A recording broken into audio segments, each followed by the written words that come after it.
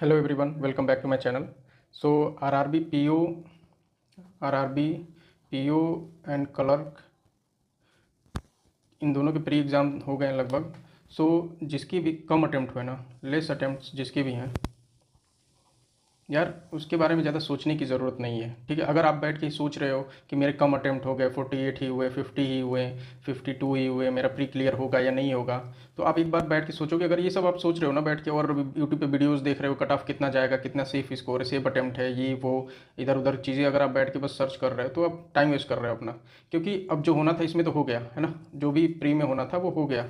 अब जैसे देखो, मेरा RRB PO में जो है प्री में रीजनिंग क्वांट, सो रीजनिंग में मैंने अटेम्प्ट किए थे 31, क्वांट में 27, सो ओवरऑल 58।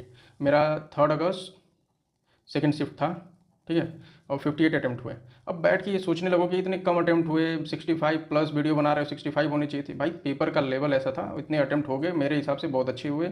और जिनके भी कम हुए, इससे भी कम हुए, हेडेक लेने की ज़रूरत नहीं। आप बैठ के सोचोगे, आपका देखो IBPS PO क्लर्क दोनों आने वाला है ना, प्री RRB का मेंस आने वाला है।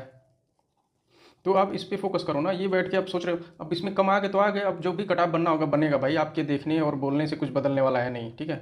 सो आप इस पे फोकस करो, क्योंकि अगर आप RRB मेंस को उठा के देखो तो इंग्लिश, क्वांट, रीजनिंग तो पढ़ना ही पढ़ना है ना। और general awareness, banking awareness, current affair और ये सब जो भी चीज़ें सब पढ़नी, कंप्यूटर, तो ये सब चीज़ें इसमें भी आएंगी ना। ऐसा थोड़ा है कि इसमें नहीं आएंगी। आप इंग्लिश यहाँ पढ़ोगे तो इसके प्री में काम आएगा, ऐसा नहीं है कि नहीं आएगा। तो इंग्लिश तो दोनों में है ना।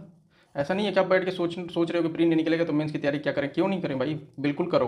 क्योंकि इसके मेंस में भी वही सब आना है और इसके प्री और मेंस दोनों में वही सब आना है। ऐसा नहीं है कि सिलेबस कोई अलग है, सेम चीज़ आनी है। जितना अच्छा लेवल क्वेश्चन आप प्रैक्टिस करोगे दोनों में काम आएगा।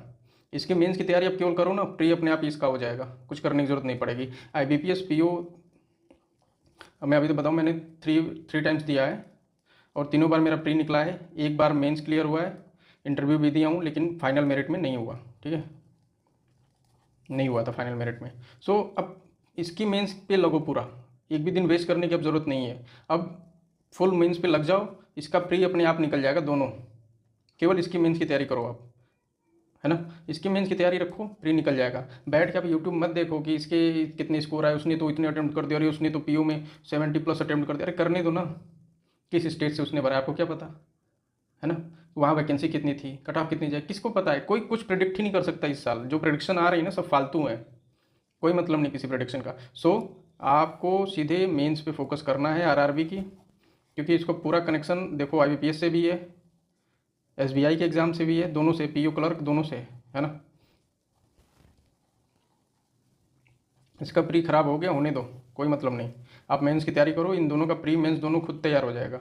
अभी आपके पास एटलीस्ट कम 45 डेज 50 डेज हैं, 45 डेज हैं मिनिमम मान के चलो। सो 45 डेज कोई कम नहीं होते। अगर आप ढंग से तैयारी करोगे 45 डेज में, तो मान के चलो 7 to 8 आवर्स इनफ है। बहुत ज़्यादा 10 घंटे 20 घंटे बैठ के लाइब्रेरी में टाइम वेस्ट करने की ज़रूरत नहीं है। आप इतना भी पढ़ लोगे ना बहुत है, इतना पढ़ तो पाओ पहले।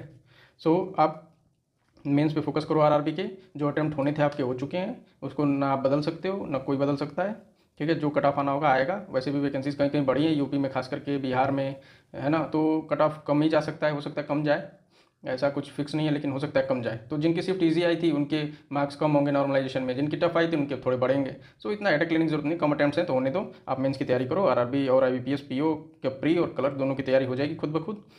So thank you for watching this video, और अब चैनल बनाया तो प्लीज़ चैनल को सब्सक्राइब कर लीजिएगा। Thank you.